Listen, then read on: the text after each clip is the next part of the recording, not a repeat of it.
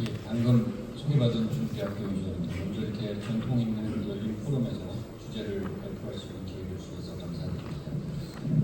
저는 그 토목공학에서 수문학을 전공했고요. 수문학을 전공하면은 선택지가 두 개가 있습니다. 홍수를 연구하든 가뭄을 연구하든 해야 되는데 저는 어떻게 하다 보니까 그 가뭄을 연구하게 됐습니다. 오늘 사실 기후와 관련돼서는 홍수와 관련된 내용을 굉장히 자주 들으셨을 텐데요.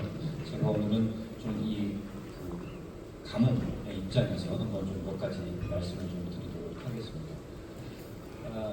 일단 제가 첫 번째 키워드를 잡은 거는 이제 그 기후 변화, 인류 문명입니다. 제가 기후 위기와 관련돼 있는 내용을 설명할 때 잘 쓰는 슬라이드입니다. 아까 여러 앞서 인사말을 하신 우리 초청 연사님들도 기후 위기 이런 말씀을 되게 많이 하셨는데 제가 최근에 들었던 강연 중에 한 분이 이런 얘기를 하시더라고요. 사실 기후는 자기 스스로 있는데 왜 자꾸 기후가 위기라고 그러냐. 위기는 인간이 위기인데 그런 얘기를 하면서 저에게도 참 맞는 얘기 같구나 그런 얘기를 했는데요. 이게 사실은 지금 보시다시피 제가 세 가지 용어를 가지고 왔는데요. 저 빨간색이 기후 변화입니다. 빨간색은 지금 화살표로 있는데 일정한 경향성을 가지고 증가하고 있는 모습을 보이고 있고요. 보통 기후 변화라는 걸 단정적으로 얘기하기 위해서는 단순히 누군가가 지난 20년 동안 기온이 되게 많이 올랐어. 기후 변화가 되게 심각해. 이거는 아주 적절한 표현은 아닙니다. 왜냐하면 기후 변화라는 걸 단정적으로 얘기하기 위해서는 저기 보시다시피 센츄리라는 용어를 쓰고 있는데 100년, 200년 동안 지속적으로 뭔가가 변하고 있을 때 그걸 변화라는 용어를 쓰게끔 됩니다. 즉 예를 들면 기후 변화랑 비슷한 용어인데요. Climate Variability라고 해서 기후 변동이라는 용어가 있습니다. 기후 변동이라는 건 뭐냐면 작년에 1300mm 비가 오고 올해는 800mm가 왔네. 그리고 내년에는 또 1000mm가 왔네. 이게 사실은 변화 같지만 어떤 큰 레인지 안에서 자기가 스스로 왔다 적었다를 반복하는 겁니다. 기후 변동의 특징은 30년 단위로 끊어보면 왔다 갔다를 반복을 하지만 평균은 변하지 않습니다. 그래서 기후 변화와 기후 변동은 좀 차이가 있고요. 또 하나의 기후적인 특성은 진동 특성이 있습니다. 우리가 클라이밋 오실레이션이라고 얘기하죠. 우리 라니냐, 엘니뇨 이런 것들이 해수면 온도가 정기적으로 5년마다 차가워지거나 뜨거워짐에 따라서 기후에 임팩을 주고 그런 것들이 변화를 주거든요. 그래서 사실은 국가가 기후 변화에 잘 대응을 하고 있나? 하고 질문을 던지면 지금은 제가 보기엔 기후 변화에 대응하기보다는 기후 변동에 적응하고 있는 정책들이 굉장히 많습니다. 기후 변화는 또 다른 정책이 필요하고 우리가 주목해서 봐야 될 부분은 이 모든 것들이 바로 좀 평균치의 방점을 찍고 있다는 겁니다. 그 얘기 무슨 말이냐면 평균이라는 것은 우리 국가가 국민들을 재해로부터 안전하게 보호하기 위해서 모든 수자원 재해 관련 인프라를 구축할 때 가장 중요하게 여기는 게 평균입니다. 그 평균으로부터 약간씩 이격되어 있는 값들을 사용해서 인프라를 건설 기준을 쓰거든요. 지금 왼쪽 그림을 보시면 이 평균으로부터 저 위에 점선이 한 100년 빈도에도 안전하게 댐을 건설하겠다. 근데 그 전제 조건은 뭐냐면 평균, 표준 편차, 분산과 같은 지난 100년간의 통계치가 변하지 않는다는 것을 전제로 하고 있습니다. 근데 지금 오른쪽 그림과 같이 이걸 스테이셔너리, 즉 정상성이라고 보는데요. 비정상적으로 바뀌게 되면 아까 같이 평균이 저 위로 움직이니까 옛날에 설정되어 있는 100년 빈도는 지금은 평균에서 조금 이적할 때 10년, 2년 빈도의 인프라밖에 이제 기능을 제대로 못하는 상황이거든요. 지금 보시는 거는 2년 전에 발생했던 유럽의 대홍수입니다. 사실 유럽 아까 선진국도 예외가 아니다 그랬지만 사실 믿기지가 않습니다. 저게 독일의 사진이라는데 벨기에에 저런 홍수 피해가 왜 발생할까? 전례가 없던 일입니다. 저 당시 발생했던 강우량을 보게 되면 시간당 하루 종일 내린 비가 140mm입니다. 140mm는 경우에 따라서 우리나라에서 1시간 동안 발생한 적도 있습니다. 바로 2020년 서울에서 발생했던 홍수죠. 그때 140mm입니다. 근데 이건 하루에 23mm 내렸는데 왜 저렇게 200 몇십 명이 인명사고를 낼 수밖에 없었을까? 벨기에 평균치에 많이 이격되어 있습니다. 벨기에는 연평균 강수량이 700mm가 안 됩니다. 근데 하루에 무려 400mm, 200mm, 70, 하루에 1시간에 하루에 100mm, 150mm가 내렸으니까는 엄청난 홍수 피해를 발생할 수밖에 없었던 거죠. 리비아에서 댐이 무너졌죠. 네. 저 도시가 완전히 물바다가 되고 2만 명의 인명 피해가 발생했습니다. 믿기지 않는 일입니다. 저 당시에 발생했던 강우량은 한 400mm 정도가 발생을 했는데요. 400mm 그렇게 크지 않는 강우량처럼 보이지만 리비아의 연평균 강수량은 100mm가 되지 않습니다. 이렇게 평균으로부터 이탈되는 지금의 기후변화를 과연 우리가 어떻게 받아들이고 어떤 대책을 세워야 될지는 상당 부분 고민이 필요합니다. 오른쪽에 저 두 그림 제가 보여드리는데요. 기후변화를 설명하는 두 분의 극단적인 학자가 주장하는 겁니다. 제일 위는 IPCC가 채택한 건데요. 마이클 맨이라고 유명한 학자죠. 하키스틱 티어리라고 하죠. 지난 1000년 동안 기후가 저렇게 스테이블하게 유지가 됐는데 어노말리가 전혀 없습니다. 근데 최근 100년 동안 기후가 산업혁명과 같이 급격하게 증가했다. 저거를 막기 위해서 온도를 1.5도씨 이내로 막아야 된다는 게 지금의 논리입니다. 근데 저 이론이 맞지 않다고 주장하는 학자들도 많이 있습니다. 밑에 팀 몰하고 허버트 레미인데요. 두 분은 법정 투쟁까지도 갔습니다. 제가 저게 어느 이론이 맞다라고 얘기하는 건 아니고요. 허버트 램은 각종 과학적 근거와 에비던스를 가지고 중세시대 900년부터 2000년도까지 지구의 온도를 측정을 해봤습니다. 잘 아시겠지만 유럽에 900년부터 1400년까지 중세 온난기가 있었고요. 그 다음 1400년부터 지금까지 잠깐 전까지는요. 긴 기간 동안 아이스 에이지, 그러니까 소빙하기를 거치게끔 됩니다. 온도가 이렇게 오르고 내리고 있기 때문에 기후의 변화는 지극히 자연적이라는 거죠. 근데 제가 사실은 이 문명의 몰락을 항상 여러 책을 보면 메소포타미아 문명, 앙코르 문명, 이게 가뭄으로 문을 닫았다고 그러는데 저는 그 사실에 별로 동의를 하지 않습니다. 한 가지 예로 마야 문명 이런 것들은 지금 2000년 동안 지속됐던 문명이 왜 가뭄 몇십 년을 문을 닫을 수밖에 없었을까? 사실 궁금하거든요. 마야 문명이 문을 닫았던 해는 800년에서 900년, 100년 사이에 문을 닫습니다. 근데 800년에서 900년 사이에 무슨 일이 발생하냐면 기후때가 바뀝니다. 지금 보시다시피 이제 중세 온난기의 시대로 접어들게끔 되죠. 그래서 지난 2000년 동안 건설했던 모든 수자원 인프라, 사회 인프라가 지금 변화하는 기후를 맞이하기가 버거웠던 것 같습니다. 아시아에서 가장 찬란한 문화를 건설했다는 톤레사 호수를 사용했던 앙코르 문명 800년에서 1400년 그 사이 바로 소빙하기가 끝나고 이제 중세 온난기가 끝나고 소빙하기로 접어들면서 새로운 기후를 맞이하던 때입니다. 이렇듯 우리가 전달되는 메시지, 문화와 기후와 사회가 연결되어 있기 때문에 저거는 그냥 가볍게 넘길 문제는 아니다 이런 말씀을 드리면서요. 우선 그럼 제가 가뭄을 전공했다 보니까 우리나라가 저 정도의 기후변화에 대응할 수 있을까? 좀 과거로 좀 돌아가 봤습니다.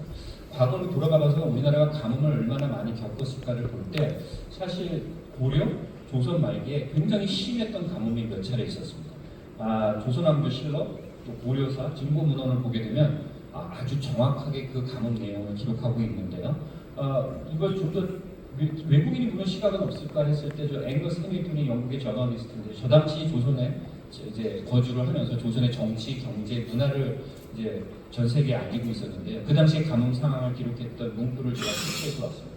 저 당시 한양의 인구가 20만 명이었는데 그 중에 2만 명이 기아에 허덕였고 물이 없었고 식물 뿌리로 섭취를 하고 있었고 인육을 먹어서 하루를 버티고 있었다. 이런 얘기를 쓰고 있습니다. 그게 사실일지를 과학적으로 증명하기 위해서 우리나라가 그래도 전 세계에서 가장 과학적인 나라잖아요. 그래서 치우기 자료를 가지고 지금 최근의 기상청 자료하고 묶어서 가뭄을 평가해 본 겁니다. 물론 약간의 편차, 왜냐면 치우기의 기록의 정확도에는 좀 차이가 있기 때문에요. 좀 그건 감안을 해야겠지만 최대한 보정을 했을 때 우리나라에서 최근에 가장 심했던 가뭄이 언제일까요? 하면 2014, 15, 16, 17년 4년 동안 한강유역에서 가뭄이 발생했었는데요. 소양강댐이 담수율이 최저 수위를 기록했고 서울특별시가 제한급수를 할 것이냐 말 것이냐는 바로 그 단계까지 갔었습니다. 그때의 가뭄 상황을 노란색으로 페인팅을 했는데 조선 말기에 20년간 지속됐던 가뭄하고 비교해보면 아무것도 아닌 걸 보실 수 있습니다. 그로부터 120년 전 영조, 정조 때는 그와 비슷한 규모의 가뭄이 있었습니다. 이걸 보면 과연 저 정도의 가뭄이 현대로 오게 됐을 때 과연 우리나라가 어느 정도까지 버틸 수 있을까? 이건 좀 우리가 좀 봐야 될 부분이고요. 이거는 제가 이제 가뭄을 전체적으로 최근 자료를 가지고 다시 한번 분석을 해봤는데요. 지금 아까 몇 분이 말씀하셨지만 위쪽이 강릉, 서울이니까 중간부고요. 중간이 대구, 전주, 부산, 목포 밑으로 내려올수록 남해안인데요. 보시면은 가뭄이 초반기에는 처음 100년간은 1900년도 초반부는 북쪽에서 많이 발생하다가 1938년부터 45년까지 우리나라에서 현대 사회에서 가장 심한 가뭄이 6년 동안 발생을 합니다. 그로부터 1960년대를 지나고 나면 모든 가뭄이 우리나라 남쪽에서 발생을 하고 저 가뭄의 발생 패턴을 보시면 정확히 6년을 주기로 한 번씩 아까 한건현 회장님이 말씀하셨듯이 6년에 한 번씩 우리나라를 찾아오고 있습니다. 저런 주기 패턴만 제대로 알아도 국가가 제대로 대응을 할 수 있습니다. 국가는 지금 가뭄을 예측하고 모니터링하고 굉장한 수준까지 올라가 있습니다. 근데 아직도 갈 길이 멉니다.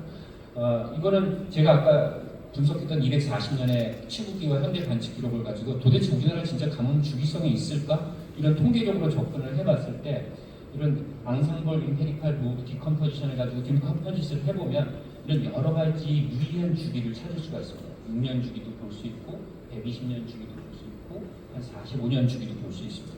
저런 것들을 가지고 가뭄을 조금 진단하면 조금 우리가 좀 유연하게 대처할 수 있지 않을까 그런 생각을 했고요.